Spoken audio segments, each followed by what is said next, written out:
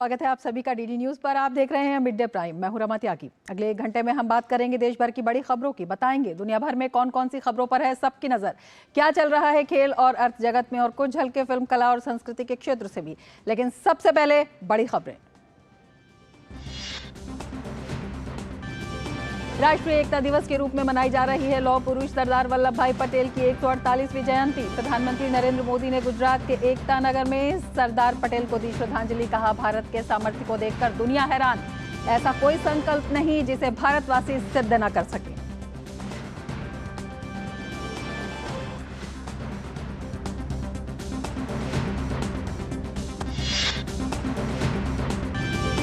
प्रधानमंत्री नरेंद्र मोदी मेरी माटी मेरा देश अभियान की अमृत कलश यात्रा के समापन कार्यक्रम में होंगे शामिल। युवाओं के लिए करेंगे मेरा युवा भारत प्लेटफॉर्म का शुभारंभ।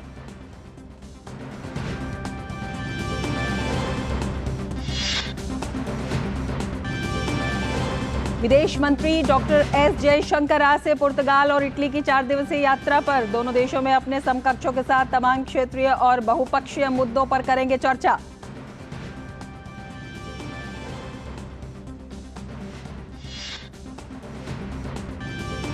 दिल्ली एनसीआर में लगातार बढ़ रहे वायु प्रदूषण पर सुप्रीम कोर्ट ने जाहिर की चिंता। सर्वोच्च अदालत ने दिल्ली, पंजाब, हरियाणा, यूपी और राजस्थान से स्टेटस रिपोर्ट दाखिल करने को कहा। राज्यों को बताना होगा प्रदूषण कम करने के लिए अब तक कौन कौन से कदम उठाए गए।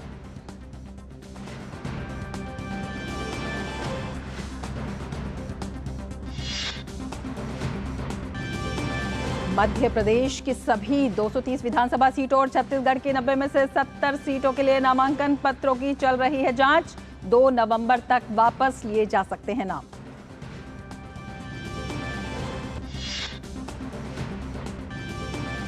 संयुक्त राष्ट्र सुरक्षा परिषद में इजराइल हमास स्थिति पर आपात बैठक। संयुक्त राष्ट्र में इजराइल के राजदूत गिलाद एर्डन ने कहा, हमास ने फिलिस्तीनियों को मानव ढाल के रूप में इस्तेमाल किया।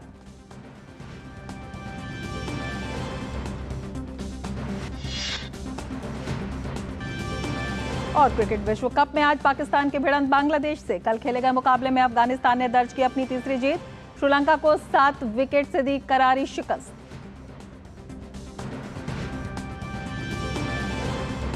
और अब डालते हैं बड़ी खबरों पर विस्तार से नजर।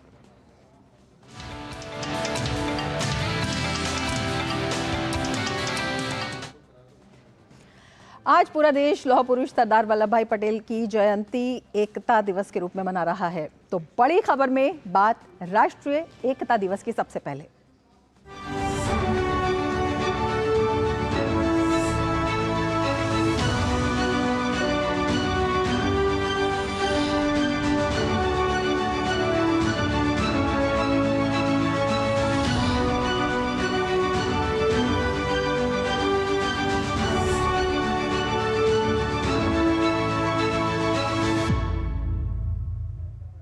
राष्ट्रीय एकता दिवस के अवसर पर गुजरात के केवड़िया में आयोजित कार्यक्रम में पीएम मोदी ने हिस्सा लिया। उन्होंने सरदार वल्लभ भाई पटेल की विशाल प्रतिमा पर अपने श्रद्धा सुमन अर्पित किए। इस पर आयोजित एक परेड का भी आयोजन किया गया, जिसमें पीएम मोदी शामिल हुए।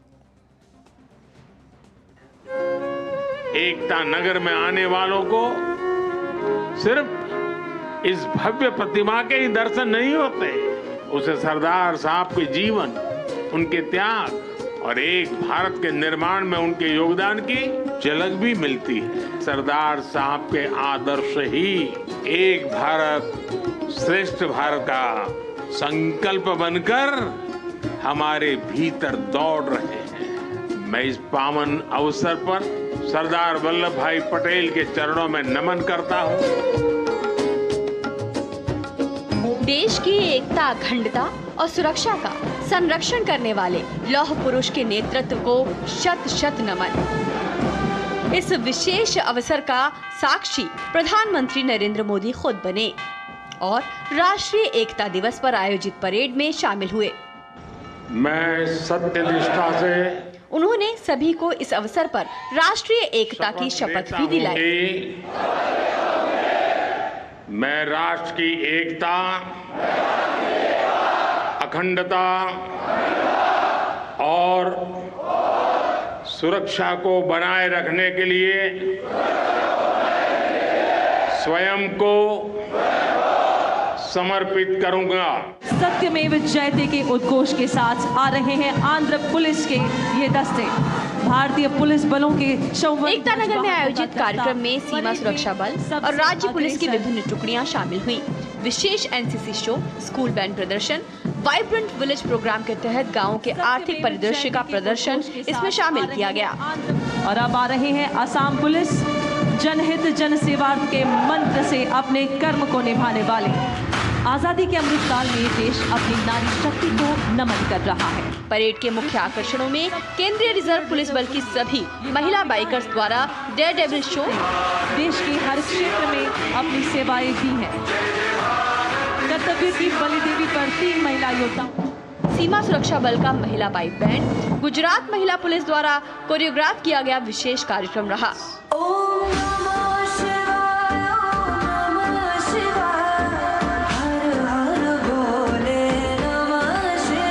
पीएम ने एकता नगर को संकल्प से सिद्धि का उदाहरण बताया।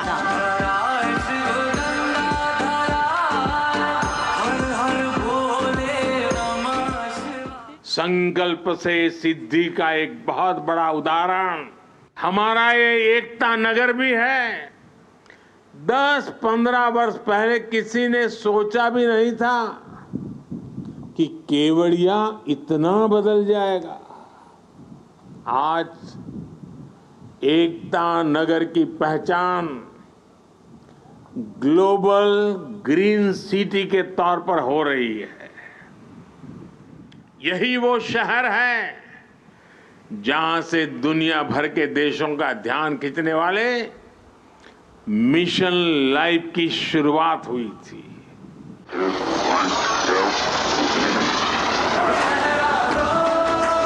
परेड के दौरान चंद्रयान 3 की सफलता का जश्न भी मनाया गया, जिसकी भव्यता देखते ही बनती थी।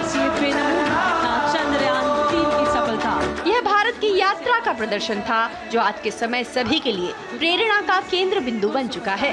महिला साधकों का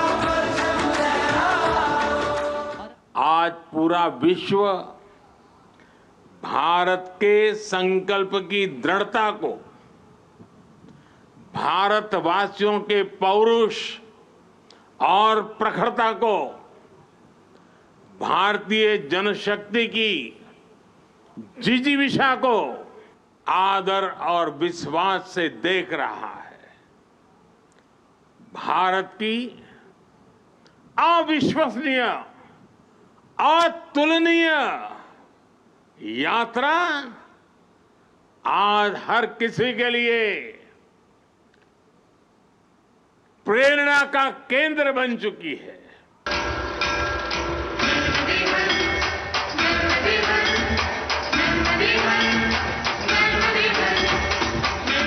गुजरात का एकता नगर भारत के सांस्कृतिक गौरव के केंद्र के रूप में नजर आया। यहाँ पूरब और पश्चिम के साथ उत्तर और दक्षिण की दीवारें भी टूटकर एक में समा गई। एक भारत श्रेष्ठ भारत का इससे बेहतरीन नजारा शायद ही कहीं और देखने को मिले।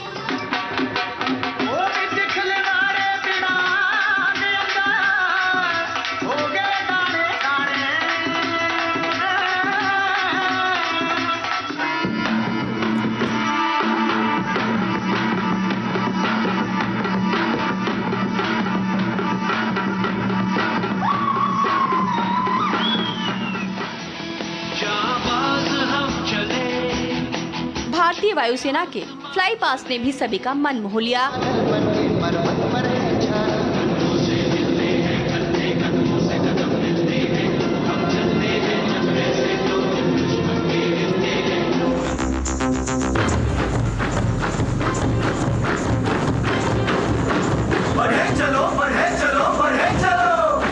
तो वहीं विभिन्न प्रस्तुतियां लौह पुरुष सरदार वल्लभ भाई पटेल के विचारों को समर्पित रही, जो देश को एक सूत्र में पिरोने के संकल्प को सिद्धि में बदलने के लिए काम कर रही हैं। विश्व को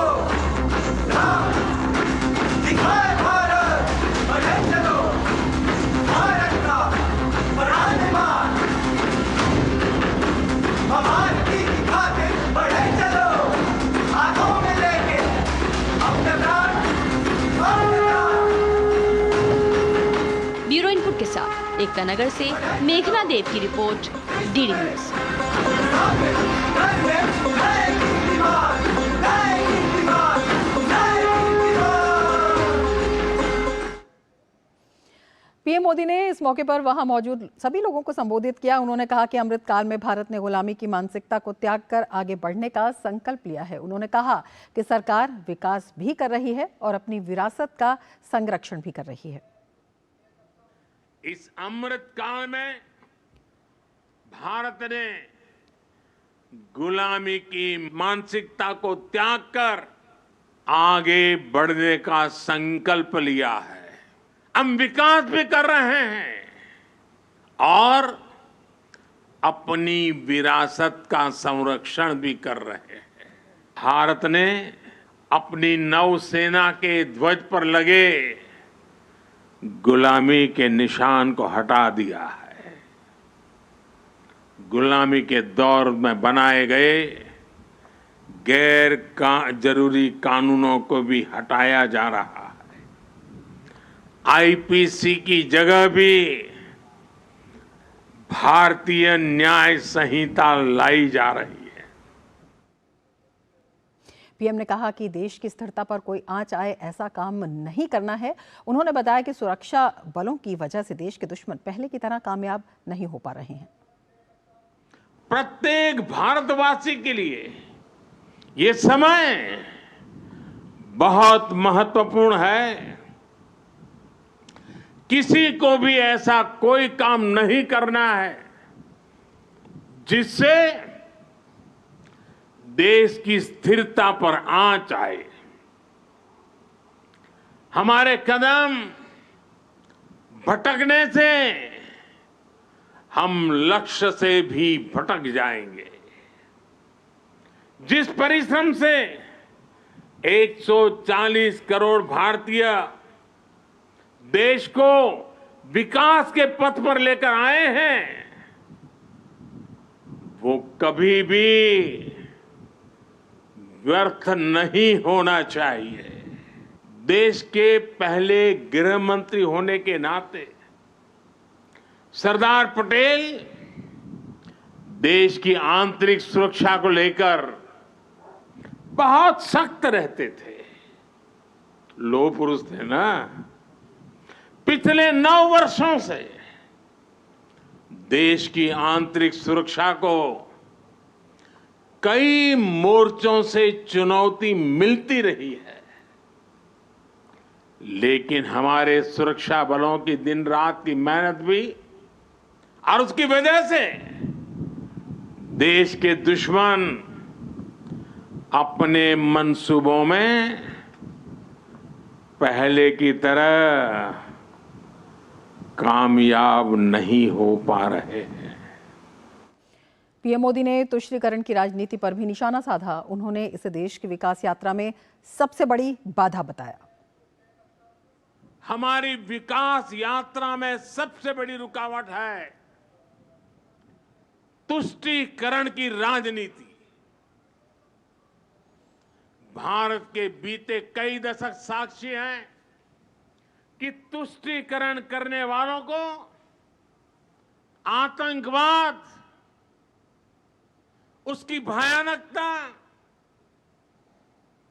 उसकी विकरालता कभी दिखाई नहीं देता।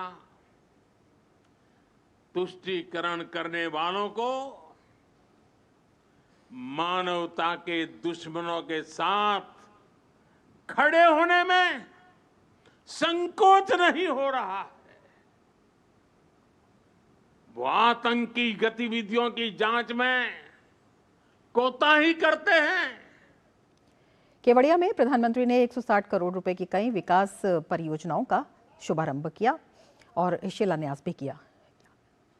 जिन परियोजनाओं का उद्घाटन किया गया उनमें एकता नगर से अहमदाबाद तक हेरिटेज ट्रेन, नर्मदा आरती लाइव के लिए परियोजना, Kamalam park statue of unity परिसर के भीतर एक पैदल मार्ग, 30 नई ई बसें, 210 ई साइकिलें और कई गोल्फ कोर्ट, एकता नगर में सिटी गैस वितरण नेटवर्क और गुजरात राज्य सहकारी बैंक का सहकार भवन से जुड़ी परियोजनाएं शामिल हैं। इसके अतिरिक्त प्रधानमंत्री ने केवड़िया में ट्रॉमा सेंटर और एक सौर पैनल के साथ उप जिला अस्पताल की आधारशिला भी रखी।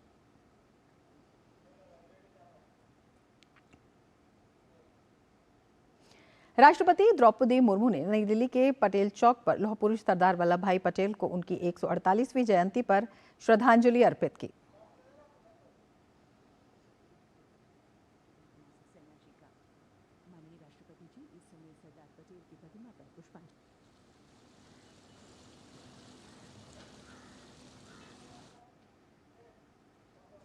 उपराष्ट्रपति जगदीप धनखड़ ने नई दिल्ली के पटेल चौक पर सरदार वल्लभ भाई पटेल को पुष्पांजलि अर्पित की।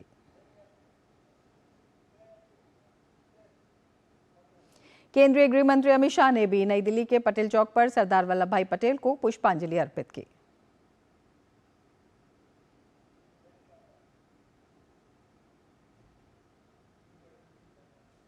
उत्तर प्रदेश के लखनऊ में सरदार पटेल की जयंती पर कार्यक्रम का आयोजन किया गया, जिसमें रक्षा मंत्री राजनाथ सिंह और उत्तर प्रदेश के मुख्यमंत्री योगी आदित्यनाथ ने सरदार पटेल को श्रद्धांजलि अर्पित की।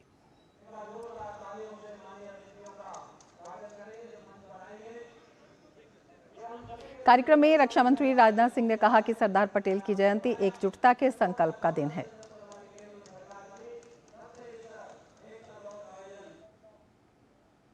सरदार पटेल की जयंती एकजुटता के संकल्प का दिन है, एकता के संकल्प का दिन है और अखंडता बनाए रखने का संकल्प लेने का भी यह दिन है। इस काम में सबसे बड़ी जिम्मेदारी देश के नौजवानों पर है, इसलिए प्रधानमंत्री मोदी जी चाहते हैं देश का युवा आगे आए और दृढ़ संकल्प के साथ नए भारत के निर्माण के लिए वह काम करे।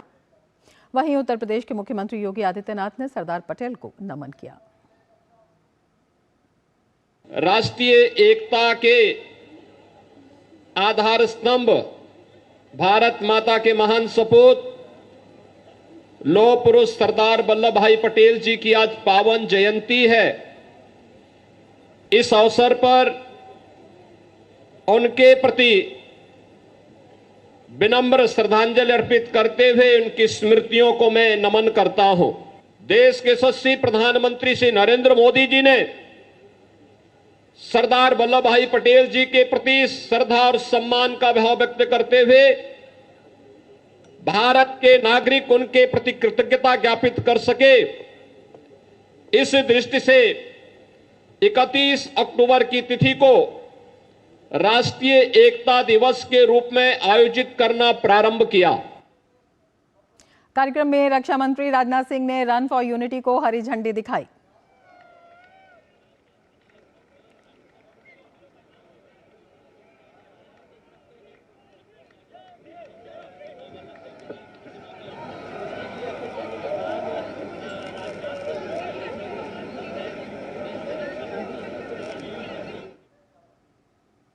केंद्रीय मंत्री आर.के. सिंह ने राष्ट्रीय एकता दिवस के अवसर पर नई दिल्ली में आयोजित कार्यक्रम में भाग लिया। केंद्रीय मंत्री आर.के. सिंह ने राष्ट्रीय एकता की शपथ दिलाई। केंद्रीय मंत्री आर.के. सिंह ने सरदार पटेल को नमन करते हुए कहा कि राष्ट्र की एकजुटता बनाए रखने में सरदार पटेल ने महत्वपूर्ण भूमिका निभाई। सरदार वल्लभ भाई पटेल पूरे देश को, आज जो भारत हम देख रहे हैं वो उसके निर्माता हैं। पूरे देश को एक कड़ी में पिरोए, नहीं तो 550 करीब राजे रजवाड़े थे, एक देश नहीं था। सरदार वल्लभ भाई पटेल ने सबको एकत्र करके एक देश बनाया और उसी के लिए हम लोग आज इस दिवस को मनाते हैं। राष्ट्रीय एकता दिवस के मौके पर केंद्रीय बंदरगाह, जहाजरानी, जलमार्ग और आयुष मंत्रालय द्वारा आयोजित कार्यक्रम में केंद्रीय मंत्री सर्बानंद सोनोवाल ने एकता की शपथ दिलाई। जिन्होंने देश को मजबूत करने में, एकत्रित करने में बहुत बड़े योगदान दी है, ऐसे महान पुरुष, आदर्श पुरुष सरदार वल्लभ भाई पटेल जी को मैं हृदय से नमन करता हूं। सरदार वल्लभ भाई पटेल जी ने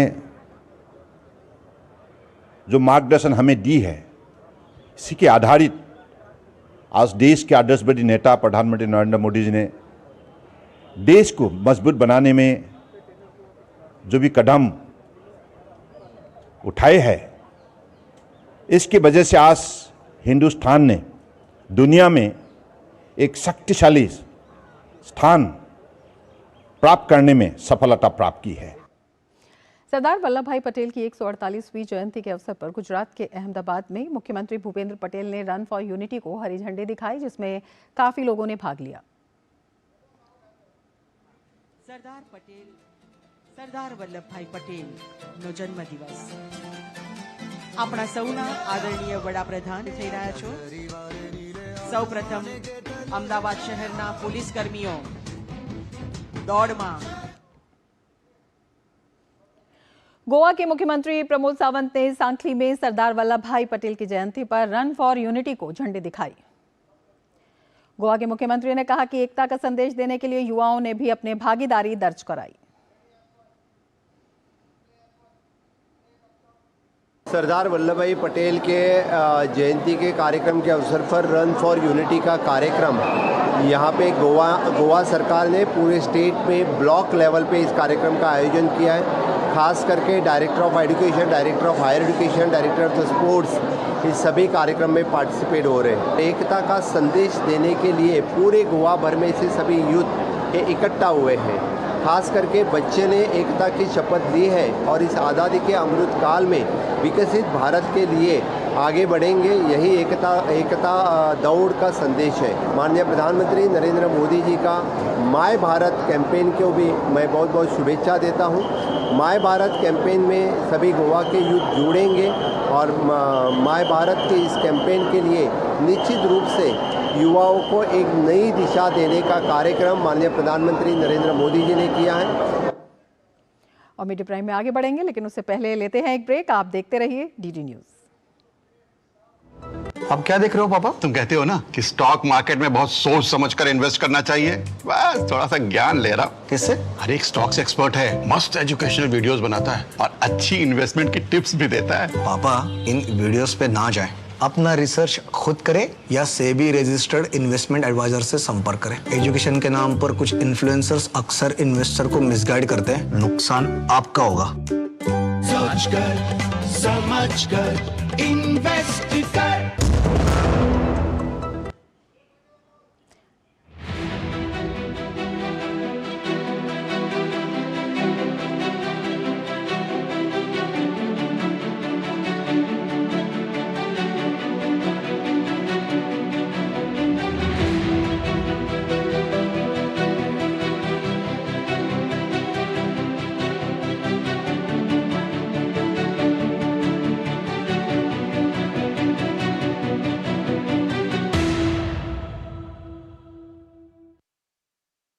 देख रहे हैं, मैं हूं अशोक केरवा। कोई फैक्ट चेकर चाहता है कि राज्य मुसलमानों आज सवाल है। आसान नहीं होता सच के लिए लड़ना। जिसकी आवाज कोई नहीं बनेगा, उसकी आवाज हम बनेंगे। जो डर जाते हैं वो झूठ से कहां टकराते हैं। जो गरीब के स्कूल में, गरीब के स्वास्थ्य के लिए खर्च होना चाहिए, वो लूट कर इन्होंने अमीर ठेकेदारों को दे दिया। सच को जानना हो तो झूठ पर करना होता है प्रहार, हर बार बार बार। मैंने आपसे पूछा, आपने ठीक है नहीं कहा ना आपने। और कोई मुद्दा नहीं है तो सोनिया गांधी की गुडबुक में मैं अपना नाम गोल्डन अक्षरों में कैसे दाखिल करूं? इसलिए न फेक न्यूज न झूठ, हमेशा सच के साथ 2-2। देखिए मेरे साथ 2-2 सोमवार से शुक्रवार रात 9 बजे सिर्फ डीडी न्यूज पर।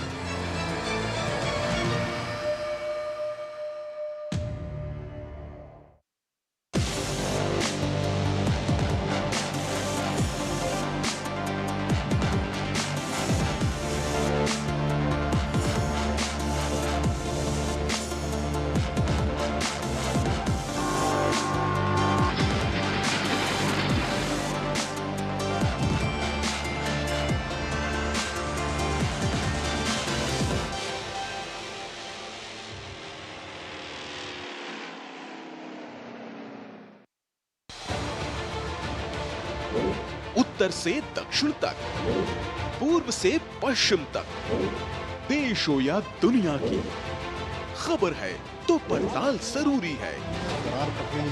देखिए हमारे साथ मेरे पीछे भारत की सबसे एजेंडा भारत का है और किस तरह से एक नई इस वक्त लोगों को अगर स्वरोजगार से आपने तो इसमें सोमवार से शुक्रवार दोपहर 3 बजे सिर्फ डीडी न्यूज पर।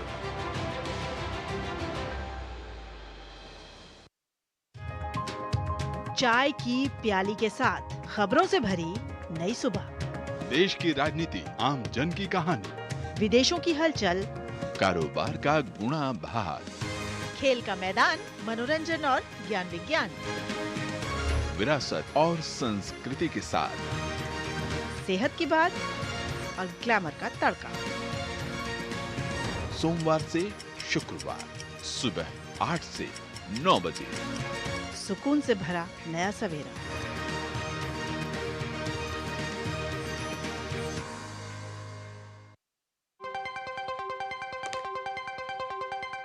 राजनीति की चाल से दुनिया के हाल तक,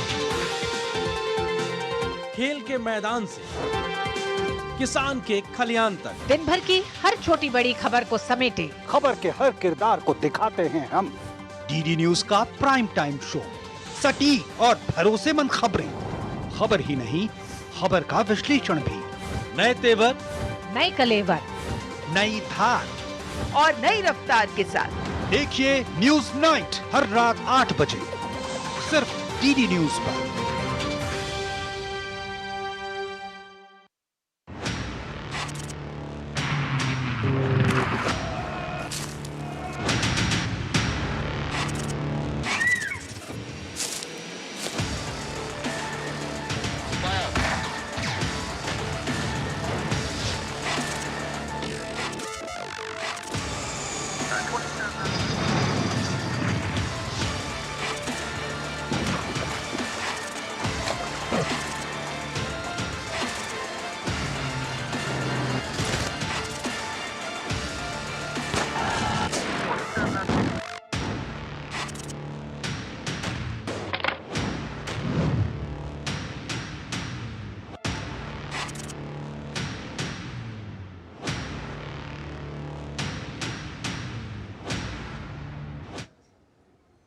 ब्रेक के बाद फिर से आपका स्वागत है और अब बात मेरी माटी मेरा देश अभियान की, जिसका आज प्रधानमंत्री नरेंद्र मोदी देश की राजधानी में समापन करने वाले हैं।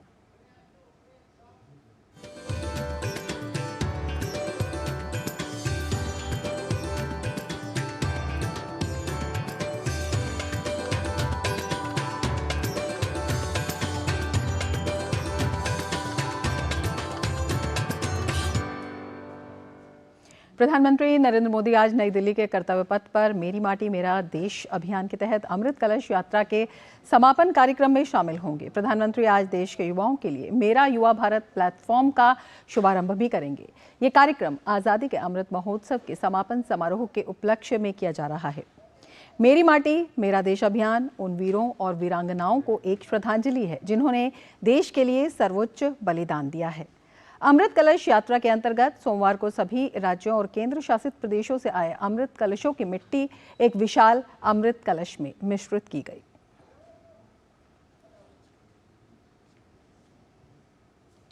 प्रधानमंत्री आज देश के युवाओं के लिए मेरा युवा भारत प्लेटफॉर्म का शुभारंभ करेंगे। माई भारत भारत के युवाओं को राष्ट्र निर्माण के विभिन्न आयोजनों में अपनी सक्रिय भूमिका निभाने का अवसर देगा। देश के युवाओं को एक ही स्थान पर संपूर्ण सरकार प्लेटफॉर्म के रूप में सेवा प्रदान करने के लिए मेरा युवा भारत को स्वायत्त निकाय के रूप में स्थापित किया जा रहा है। भारत दुनिया का सबसे युवा देश है। देश के युवाओं की ऊर्जा को राष्ट्र निर्माण में लगाने के उद्देश्य से मंगलवार को नींव रखी जाएगी मेरा युवा भारत की। माई भारत भारत के युवाओं को राष्ट्र निर्माण के विभिन्न आयोजनों में अपनी सक्रिय भूमिका निभाने का अवसर देगा।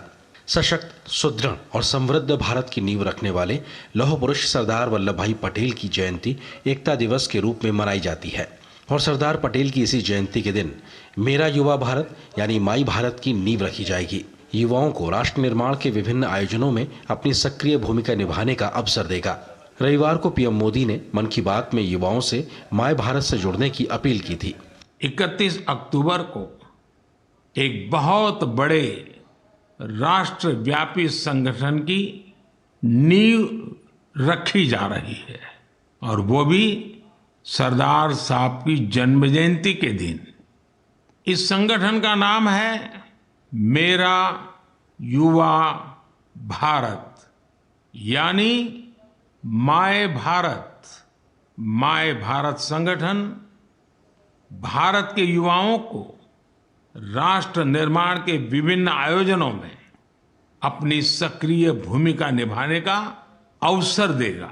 देश के युवाओं को एक ही स्थान पर संपूर्ण सरकार प्लेटफॉर्म के रूप में सेवा प्रदान करने के लिए मेरा युवा भारत को स्वायत्त निकाय के रूप में स्थापित किया जा रहा है। देश के प्रत्येक युवा को समान अवसर प्रदान करने के प्रधानमंत्री के दृष्टिकोण के अनुरूप माय भारत सरकार के सभी आयामों के संदर्भ में एक सक्षम व्यवस्था प्रदान करने के लिए प्रौद्योगिकी का लाभ उठाएगा, ताकि वे अपनी आकांक्षाओं को साकार कर सकें और विकसित भारत के निर्माण में योगदान दे सकें।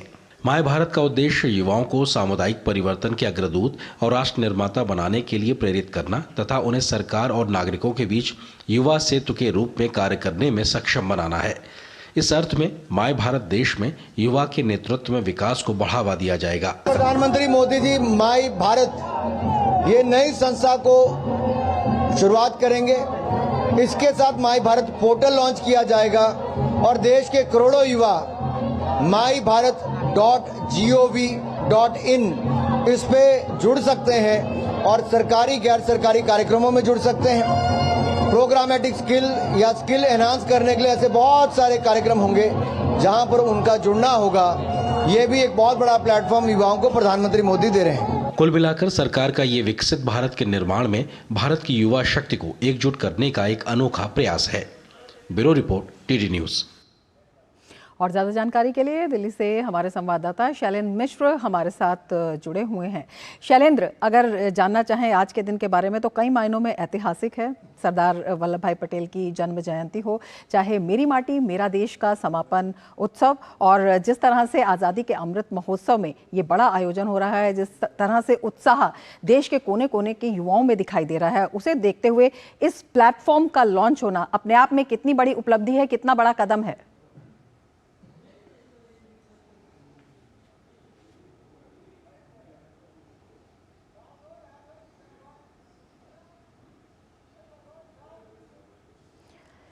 कार्यक्रम मनाने की शुरुआत हुई थी प्रधानमंत्री नरेंद्र मोदी के पहल के बाद, तब हमने देखा था, तब से लेकर अब तक देखें तो 2 लाख से ज़्यादा कार्यक्रम हो चुके हैं देश भर में। और हर ब्लॉक से जो मिट्टी लाई गई है शहीदों के गांव से, वहां से युवा आए हैं। हर ब्लॉक, उत्तर, दक्षिण, पूर्व, पश्चिम, देश के सभी राज्यों और केंद्र शासित प्रदेशों से युवा आए हैं अमृत कलश यात्रा के साथ। और जो अमृत वाटिका बनेगी तो निश्चित तौर पर वो याद दिलाती रहेगी कि कितना योगदान हम किया है, जो हमारे शहीदों ने, स्वतंत्रता सेनानियों ने, उनको लेकर जो गौरव का भाव है वो मजबूत होगा। और दूसरी बात है कि एकता का भाव, जो विविधता में एकता, जो एक भारत की संस्कृति रही और हमारी एक विरासत है, जिसमें हम देखते हैं कि ये भाव लगातार मजबूत हो, उस उद्देश्य के साथ तमाम सांस्कृतिक कार्यक्रमों का आयोजन किया जाता है। तो हम इसको एक बहुत महत्वपूर्ण पड़ाव के तौर पर इस कार्यक्रम को देख रहे हैं। जो एक प्लेटफॉर्म लॉन्च आज प्रधानमंत्री नरेंद्र मोदी करेंगे, इससे होगा क्या कि सरकार और जनता के बीच जो नागरिक एक सेतु का काम करना चाहते हैं, उसमें उन योजनाओं में जुड़ना चाहते हैं, अलग अलग प्लेटफॉर्म पर पहले उन्हें एक तरह से देखें तो खोजबीन करनी पड़ती थी या फिर जुड़ने के लिए इनरोल करना पड़ता था। ये पूरी तरह से तकनीक आधारित प्लेटफॉर्म होगा। एक निकाय बनाया जाएगा जिसमें एक संपूर्ण जानकारी होगी और युवा जो नेशन बिल्डिंग में काम करना चाहते हैं, जो तमाम योजनाओं में साथ में जुड़ना चाहते हैं या फिर भागीदारी करना चाहते हैं अपने एक युवा के जिम्मेदारी के तौर पर, उनको बहुत मदद मिलने वाली है जब ये माई भारत जो प्लेटफॉर्म है इसकी शुरुआत आज प्रधानमंत्री नरेंद्र मोदी करेंगे। तो निश्चित तौर पर एक ऐसा प्लेटफॉर्म जहां पर संपूर्ण जानकारी तो होगी ही, साथ ही साथ जब आप प्रतिभागी बनना चाहते हैं, आप कहीं किसी कार्यक्रम में शामिल होना चाहते हैं, तो युवा अक्सर ये इस बात को तलाशता है कि कैसे वो प्रतिभाग बन पाए, कैसे वो किसी कार्यक्रम में अपनी भूमिका निभा पाए या अपना योगदान कर पाए। तो ये प्लेटफॉर्म में सुनिश्चित करेगा कि देश के जो करोड़ों युवा हैं वो कैसे जो ज़्यादा से ज़्यादा योगदान दे सकते हैं। और उसके लिए एक प्लेटफॉर्म होगा, एक वेबसाइट होगी, एक आप तकनीक के जो इस्तेमाल हम जानते हैं कि सरकार गवर्नेंस में लगातार करती रही है, तो उस प्लेटफार्म के जरिए देश भर के युवा जुड़ सकते हैं तमाम अभियानों से, या एक बात कह सकते हैं कि एक जगह सारी वो जानकारी मिलेगी और जुड़ने का माध्यम भी मिलेगा। तो ये एक बहुत बड़ी पहल आज होने वाली है और हम देख रहे हैं कि आज़ादी के जो 75 वर्ष के जो कार्यक्रम है उसमें जो वाटिका बनने जा रही है दिल्ली में, निश्चित तौर पर वहां पर जब लोग आएंगे जहां देश भर से मिट्टी लाई गई है तो याद आएगी उन शहीद परिवारों की, उन शहीदों की जिन्होंने इस देश को बनाने में योगदान दिया है, स्वतंत्रता दिलाने में योगदान दिया है। तो निश्चित तौर पर उनकी याद आएगी। और चूंकि खास मौका है आज राष्ट्रीय एकता दिवस का, सरदार वल्लभ भाई पटेल की जन्म जयंती का, तो हम निश्चित तौर पर देख रहे हैं कि देश भर में तो कार्यक्रम हो ही रहे हैं, अब दिल्ली में ये बड़ा कार्यक्रम रखा गया। बिल्कुल, ये बड़ा कार्यक्रम और देश भर में जो आयोजन हुए हैं और जो सरकार ने कार्यक्रमों की एक लंबी श्रृंखला आयोजित की, इसके बाद ये प्लेटफॉर्म न केवल युवाओं को जागरूक करना, अपनी विरासत के प्रति उस पर गर्व करना, युवाओं को विभिन्न कार्यक्रमों में शामिल करना, और इसके साथ ही एक बड़ा उद्देश्य इसमें यह भी है कि युवाओं के हाथ में कमान सौंपना।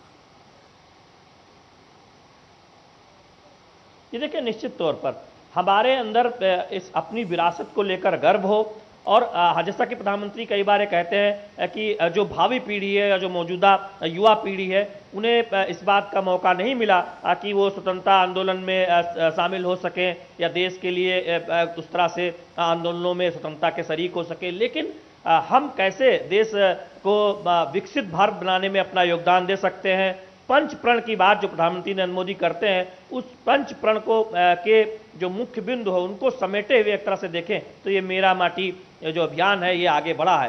तो दरअसल हम देखेंगे कि जब कोई युवा किसी गांव से मिट्टी लेकर ब्लॉक स्तर, फिर राज्य स्तर और फिर दिल्ली आता है तो उसमें अपनी विरासत को लेकर गर्व होता है, स्वतंत्रता सेनानियों का जो योगदान है उनके योगदान को लेकर गर्व होता है, और उन परिवारों को भी ये गर्व होता है कि उनकी पीढ़ी, पूर्व की पीढ़ी ने कितना योगदान स्वतंत्रता आंदोलन में किया, देश को आज़ादी दिलाने में की। तो निश्चित तौर पर विरासत पर गर्व होता है, गौरव की भावना होती है, और कैसे हम विकसित भारत बनाने में देश का युवा योगदान दे सकता है उस बारे में कर्तव्य जो है वो कर्तव्य का बोध भी बढ़ता है। और इसीलिए ऐसे प्लेटफॉर्म की शुरुआत हो रही है जहां पर युवाओं को अवसर मिलेगा। तो निश्चित तौर पर देख रहे हैं कि इसका बहुत फायदा एक बड़ी शुरुआत है, में होने वाला है। एक बड़ी शुरुआत है। हम आपसे आगे भी जानकारी लेंगे शैलेंद्र, फिलहाल शुक्रिया पूरी जानकारी के लिए।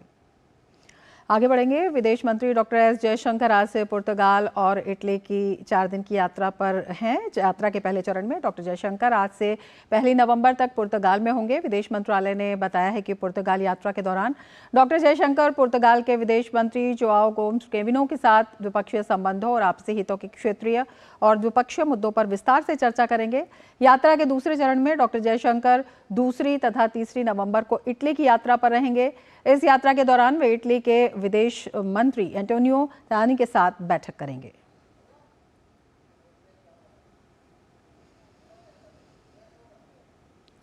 दिल्ली के आसपास इलाकों में लगातार जल रही पराली के कारण देश की राजधानी में वायु गुणवत्ता का स्तर लगातार खराब हो रहा है। दिल्ली के कई इलाकों में वायु प्रदूषण गंभीरतम श्रेणी तक पहुंच गया है, जिसके कारण लोगों को सीने में जलन, सांस लेने में परेशानी हो रही है। केंद्रीय प्रदूषण नियंत्रण बोर्ड के नेशनल एयर क्वालिटी इंडेक्स के मुताबिक आज सुबह मुंडका में सबसे खराब वायु गुणवत्ता दर्ज की गई, जहां प्रदूषण का स्तर 430 रहा, जो वायु गुणवत्ता को बहुत खराब श्रेणी का दर्शाता है। दिल्ली एनसीआर में वायु प्रदूषण के बढ़ते स्तर पर सुप्रीम कोर्ट ने चिंता जाहिर की। कोर्ट ने दिल्ली, पंजाब, हरियाणा, यूपी, राजस्थान से स्टेटस रिपोर्ट दाखिल करने को कहा है। राज्यों को बताना है कि उनकी ओर से प्रदूषण को रोकने और खासतौर पर पराली जलाने से रोकने के लिए क्या कुछ कदम उठाए गए हैं। कोर्ट ने राज्यों से पिछले कुछ महीनों में वायु प्रदूषण में सिलसिलेवार तरीके से हुई बढ़ोतरी पर रिपोर्ट पेश करने को कहा। राज्यों को 1 हफ्ते में जवाब दाखिल करना है। प्रवर्तन निदेशालय पंजाब में आम आदमी पार्टी के विधायक कुलवंत सिंह और दूसरे आरोपियों के ठिकानों पर छापेमारी कर रही है। ये छापेमारी नारकोटिक के जुड़े मनी लॉन्ड्रिंग मामले में की जा रही है। ईडी की टीम ने मोहाली में आम आदमी पार्टी के विधायक कुलवंत सिंह के घर और दफ्तर की तलाशी ली है। प्रवर्तन निदेशालय ने आबकारी नीति से जुड़े धन शोधन के मामले में बृहस्पतिवार को पूछताछ के लिए दिल्ली के मुख्यमंत्री अरविंद केजरीवाल को समन भेजा। सूत्रों ने बताया कि अरविंद केजरीवाल को धन शोधन रोकथाम अधिनियम PMLA के तहत समन जारी किया गया है। जांच एजेंसी के अधिकारी दिल्ली के मुख्यमंत्री द्वारा दी गई गवाही को रिकॉर्ड करेंगे। ईडी द्वारा दिल्ली के मुख्यमंत्री अरविंद केजरीवाल को समन किए जाने पर केंद्रीय मंत्री अनुराग ठाकुर ने कहा कि जो पार्टी ईमानदारी का प्रमाण पत्र देती थी वो आज भ्रष्टाचार करने में व्यस्त है। जो ईमानदारी के सर्टिफिकेट देते थे उनका कैसे एक के बाद दूसरा मंत्री जेल गया और जेल के बाद बेल भी नहीं हुई, और साल भर से ये कभी सत्येंद्र जैन जी को, कभी मनीष सिसोदिया जी को, कभी संजय सिंह जी को, इन सबको ईमानदारी के सर्टिफिकेट माननीय मुख्यमंत्री अरविंद केजरीवाल जी बांट रहे थे। सच्चाई ये है कि जब से सत्ता में आए हैं एक के बाद दूसरा इनका नेता भ्रष्टाचार में लिप्त पाया गया, और आप पिछले 8-9 वर्षों की कड़ी एक के बाद दूसरी देखिए कि कैसे व्यापक भ्रष्टाचार आम आदमी पार्टी ने दिल्ली से लेकर पंजाब तक किया है। आबकारी नीति के मामले में घिरी दिल्ली सरकार को आड़े हाथों लेते हुए बीजेपी नेता रविशंकर प्रसाद ने कहा कि ईमानदारी का सर्टिफिकेट देने वाले मंत्री आज खुद जेल की हवा खा रहे हैं। देखिए, ये अवसरवादी गठबंधन है जहां स्वार्थों का टकराव है, और स्वार्थों का टकराव होता है तो अखिलेश जी विखिलेश जी हो जाते हैं, आम आदमी पार्टी भी कूद जाती है। तो आगे देखिए कैसा होता है। केजरीवाल जी इस्तीफा करेंगे कि नहीं करेंगे, ये ऐसा विषय आपने उठाया है जिस पर मुझे बहुत गंभीर चिंतन करना पड़ेगा कि वो करेंगे नहीं करेंगे, देखा जाएगा, स्थिति आए दीजिए। लेकिन एजेंसीज क्या करेगी, it is none of our concern. पैसे लेकर सवाल पूछने को लेकर सुर्खियों में आई टीएमसी सांसद महुआ मोइत्रा ने दिल्ली हाई कोर्ट में दायर उस याचिका को वापस ले लिया है जिसमें उन्होंने मीडिया संस्थानों को उनको लेकर खबर प्रकाशित करने से रोकने की मांग की थी। कोर्ट ने उन्हें याचिका में दर्ज पक्षकारों की लिस्ट में संशोधन करने को कहा है। और वहीं भाजपा सांसद निशिकांत दुबे के खिलाफ दायर मानहानि मामले पर सुनवाई 5 दिसंबर को होगी। कैश फॉर क्वेरी मामले में अदालत में दायर याचिका में टीएमसी सांसद महुआ मोइत्रा के यू टर्न लेने की बात करते हुए भाजपा सांसद निशिकांत दुबे ने मोइत्रा पर कटाक्ष किया।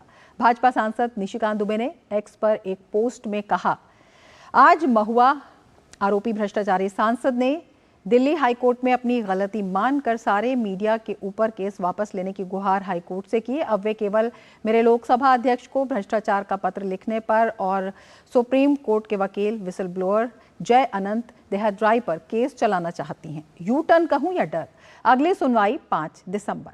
भाजपा सांसद निशिकांत दुबे ने एक्स पर एक और पोस्ट की और उस पोस्ट में कहा, भारत सरकार को अब कोई काम नहीं बचा है। राष्ट्रीय सुरक्षा को चंद पैसों के लिए गिरवी रखने वाली आरोपी सांसद का ये घड़ियाली आंसू सचमुच मुझे हंसने पर मजबूर करता है। दिल्ली पुलिस को तुरंत माननीय सांसद का मोबाइल लेकर जांच करनी चाहिए। सांसद को तुरंत प्रिवेसी हनन के लिए केस करना चाहिए। राहुल गांधी जी की तरह आरोप लगाकर भागना नहीं चाहिए। उन्होंने भी मोबाइल टेप की बात कही लेकिन फोन नहीं दिया। और अब खबरें देखते हैं 5 राज्यों में होने वाले विधानसभा चुनाव की।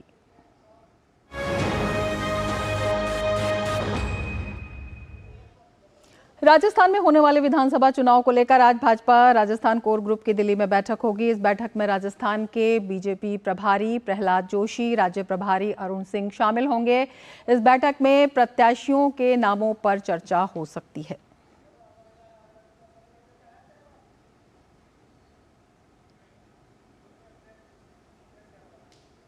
और वहीं मध्य प्रदेश विधानसभा चुनाव के लिए नामांकन पत्रों की आज जांच होगी। 2 नवंबर तक नाम वापस लिए जा सकते हैं। राज्य की 230 विधानसभा सीटों के लिए 3,832 उम्मीदवारों ने कुल 4,359 नामांकन पत्र जमा किए हैं। सोमवार को नामांकन पत्र जमा करने की अंतिम तिथि थी।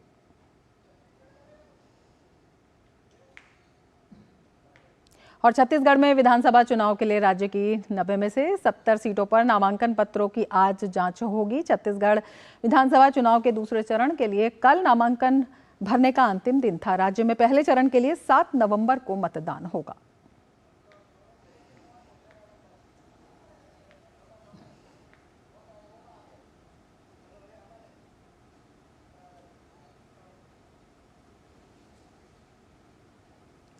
और इन विधानसभा चुनावों पर और ज़्यादा जानकारी के लिए हमारे दो संवाददाता हमारे साथ जुड़े हुए हैं। अजित द्विवेदी हमारे साथ भोपाल से जुड़े हुए हैं और धीरज कुमार हमारे साथ रायपुर से जुड़े हुए हैं। अजित, सबसे पहले आपके पास आएंगे और आपसे जानना चाहेंगे किस तरह से राजनीतिक गहमागहमी इस वक्त बढ़ती दिखाई दे रही है मुद्दों के बीच में और दावों के बीच में।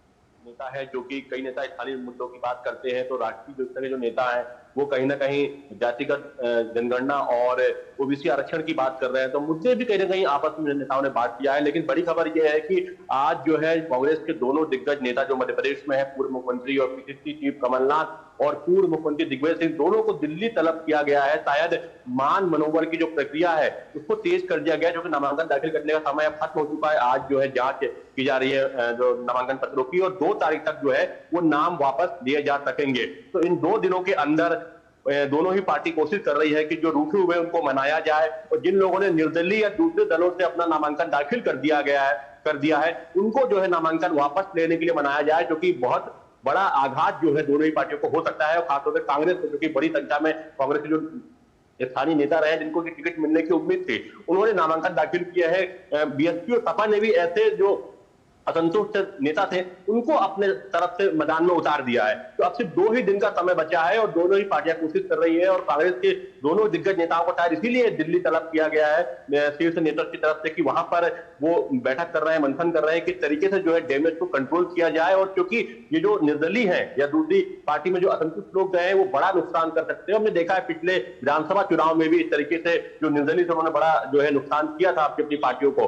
तो एक मनाने की कोशिश जो है शुरू हो गई है बीजेपी में भी, कांग्रेस में भी। लेकिन आज मध्य प्रदेश के दोनों जो बड़े नेता है कांग्रेस के, वो इस समय दिल्ली में है और वहां पर कहीं ना कहीं मंथन चल रहा है कि जो असंतुष्ट है, जो पार्टी से नाराज है, उन्होंने अपना नामांकन दाखिल किया है।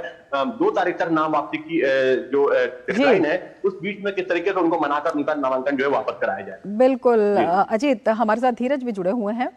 धीरज, आपके पास आना चाहेंगे, आपसे जानना चाहेंगे किस तरह की गहमागहमी वहां पर, विशेषकर जब कांग्रेस सरकार के सामने एंटी इनकम्बेंसी भी एक बड़ा फैक्टर वहां पर दिखाई दे रहा है।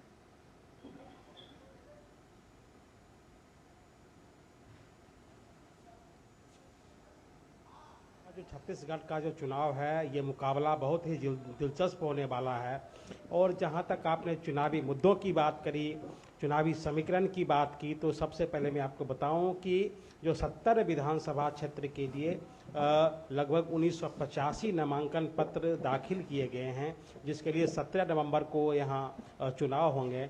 और जो आखिरी दिन सबसे अधिक 1235 भरे गए, और इसमें सबसे महत्वपूर्ण जो छत्तीसगढ़ का जो पाटन का इलाका है, वहाँ से मुख्यमंत्री भूपेश बघेल और उनके भतीजे विजय बघेल उम्मीदवार हैं। और एक तीसरी जनता कांग्रेस जो है, जिसके की अध्यक्ष अभी अमित जोगी हैं, जो कि अजीत जोगी, पूर्व मुख्यमंत्री अजीत जोगी के बेटे हैं, उन्होंने वहाँ से अपना नामांकन भरा है।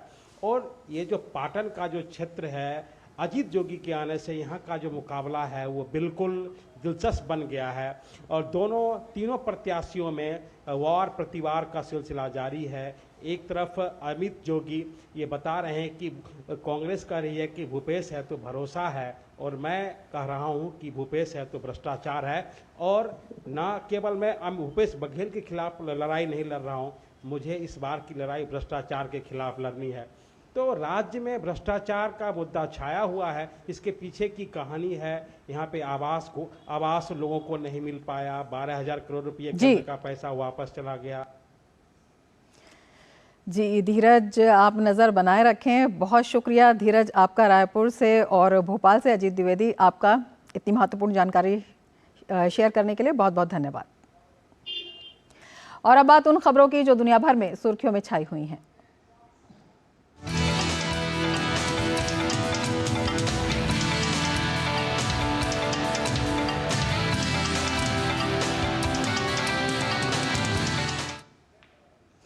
संयुक्त राष्ट्र सुरक्षा परिषद में इजराइल हमास स्थिति पर आपात बैठक बुलाई गई है। ये बैठक गाजा में संघर्ष को मानवता के आधार पर रोकने के लिए एक प्रस्ताव पास कराने के संयुक्त अरब अमीरात के अनुरोध पर बुलाई गई। संयुक्त राष्ट्र में इजराइल के राजदूत गिलाद एदान ने कहा कि जब हमास ने 2007 में गाजा में सत्ता संभाली तो उन्होंने अपने हाथों से सैकड़ों फिलिस्तीनियों की हत्या कर दी। उन्होंने फिलिस्तीनियों को मानव ढाल के रूप में इस्तेमाल किया। स्कूलों के बगल में अस्पतालों और मिसाइल लॉन्चरों के नीचे आतंकी अड्डे बनाए गए।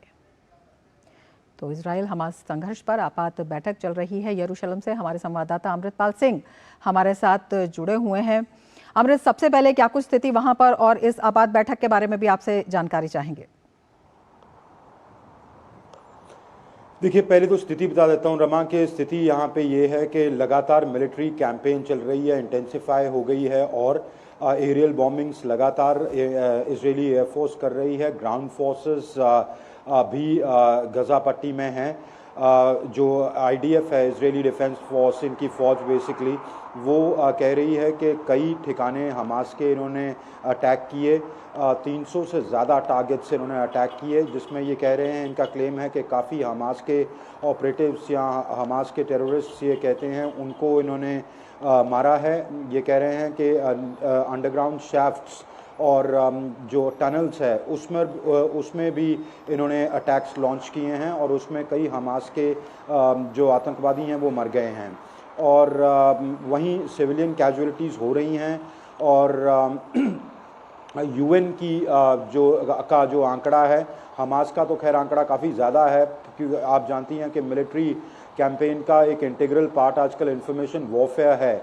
तो दोनों साइड्स अपनी अपनी कहानी कहती हैं, पर मैं आपको UN का आंकड़ा बता देता हूं। जो UNOCHA का जो ऑफिस है, ह्यूमैनिटेरियन एजेंसी है जो UN की, वो कहती है कि 8309 लोग मर चुके हैं और उसमें से 70% बच्चे और विमेन हैं।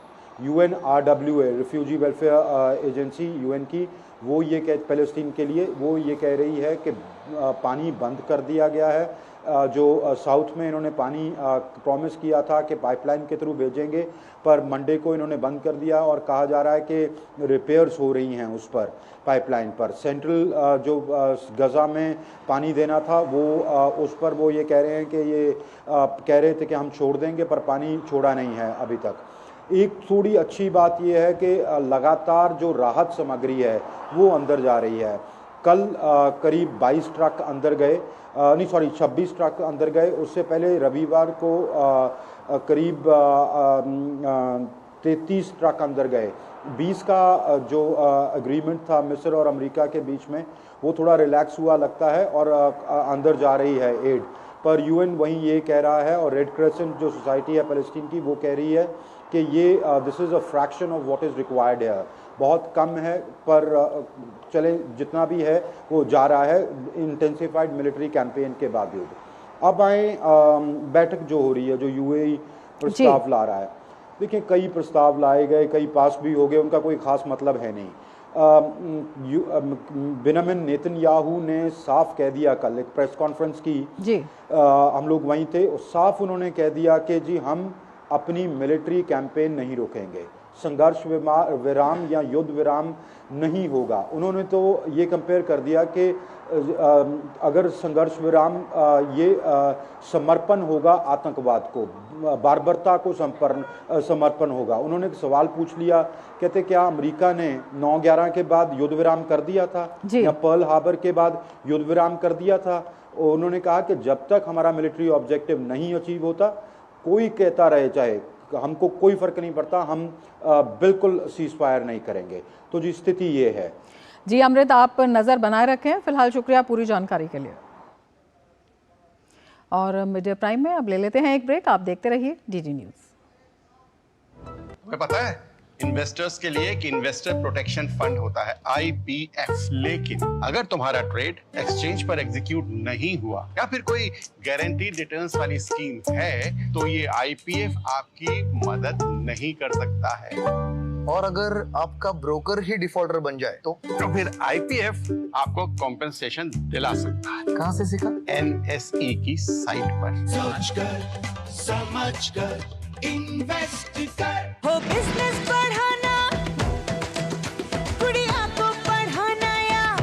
सर्विसेज के साथ वेकेशन लो मुथूट फाइनेंस गोल्ड लोन, भरोसा इंडिया का, भरोसा इंडिया का। मुथूट फाइनेंस, भारत का नंबर 1 सबसे भरोसेमंद financial services brand. Gold loan के लिए अभी कॉल करें 1-800-313-1212। बात फिर से आपका स्वागत है और अब देख लेते हैं खेल जगत की खबरें।